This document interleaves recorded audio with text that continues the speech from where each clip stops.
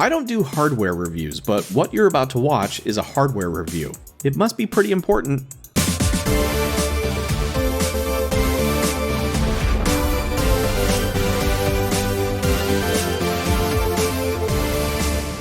So why am I doing a hardware review, especially since this space is thoroughly saturated on YouTube right now? Well, the holiday season is rapidly approaching, and you might be thinking about a device like this to give as a gift. And I'd like to steer you clear of choosing the Gamebox-powered G3.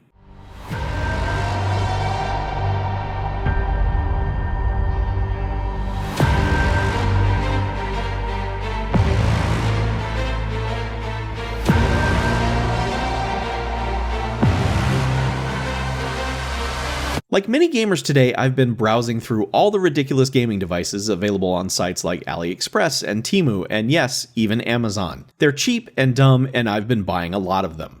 I'm always on the hunt for a good one. This particular handheld, called the Gamebox-powered G3 on the box, but listed under many other names, came out at least a year ago, maybe longer, and since then many devices have come along to provide a better experience. However, these sites seem to be pushing the G3 hard lately when you're searching for retro stuff. No doubt there's a huge surplus of these things and they're priced to move. I believe I picked mine up for $14 during the last Prime Day extravaganza, or sometime around then. Personally, I'm into these kinds of devices because they're good for traveling, and if TSA confiscates it or you accidentally leave it behind in your hotel room, it's not that big of a loss. So if you're buying them like disposable cameras, nothing I'm about to say is going to dissuade you. I mean, it's a sub $15 purchase that's basically one fast food meal at this point. But for those of you with more discernible taste, or who have the ability to restrain yourself from impulse purchases, I'm here to support you. Surely people covered this device a couple of years ago when it first appeared on the scene, but I felt like a current video would be worthwhile, since I expect to see it front and center in the retro gaming sections of these retail sites come Black Friday.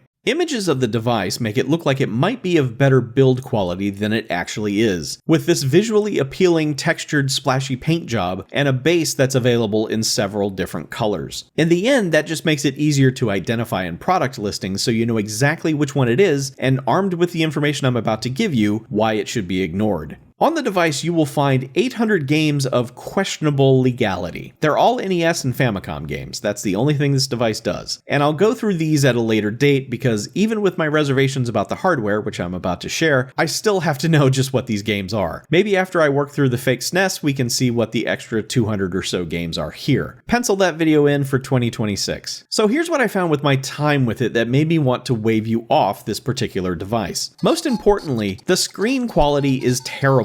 The image is just washed out and lifeless. I'm not sure how well that's showing up here with my camera, but trust me, this is a suboptimal way to play games. It's not the viewing angle because it does get worse when you're not looking straight at it. And it's definitely the screen itself because when you use the TV out feature of the device, it looks just fine on an external monitor. So can I just use this device as a console then, you ask? Well, sort of. I mean, that kind of defeats the purpose of having a portable device, but sure, you could do that. However, that process has problems too. The included AV cable produces a severe hum in the audio of my test setup, something that similar devices don't do. I tried using another cable and it seemed to produce a better result, so the cable packed with the system might be bad. Most people likely will not have a spare mini headphone jack to composite cable lying around if they get a bum cable like I did. While hooked up to an external monitor, you cannot also have the charge cable connected, because if you do, it renders all of the controls other than the reset button non-functional. So you have to run it off the battery, which isn't going to last very long in this scenario.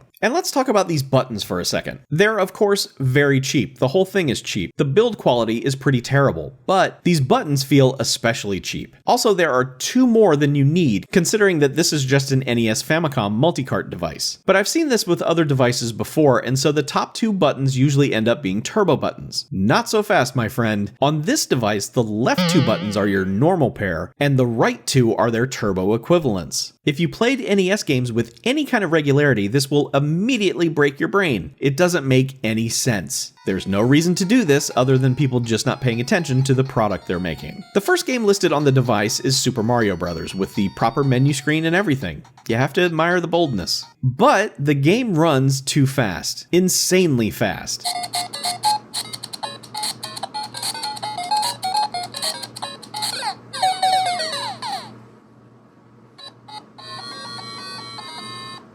It's going to be the first game most anyone hits start on when they get this device, and it's going to be just another thing on a list of complaints against it. Normally, if a device like this does something right, I can overlook what it does wrong. Things can be acceptable, good enough, just fine, and I can forgive other flaws. I'm a pretty positive guy. I'm not here to be cruel to games and products for clicks. But that positivity can only go so far. The Gamebox-powered G3 is a handheld that doesn't look good, and a console that doesn't sound good. And the most famous game it includes runs like ass. There's nothing to latch onto and say, well, this works at least. It's a bad product all around. So unless you're ready to give your gift recipient 6 different caveats about the thing you just watched them unwrap, and also hope that they have a spare 2.5mm to composite cable, you're better off going with almost any other device. An extra $10 or so should get you something just as convenient, but also better in the long run. Just remember the distinct look of this one and steer clear. That's it for today. I hope this has been helpful. Are you like me? Do you buy all this crap too? Let me know in the comments about which ones you like and hate, and maybe I'll make another hardware review in the future, even though I don't review hardware. Anyway, until next time, let's play some games. Just not on this thing. Now, let me see if I can free the 800 games out of this. Rescue them. Get out.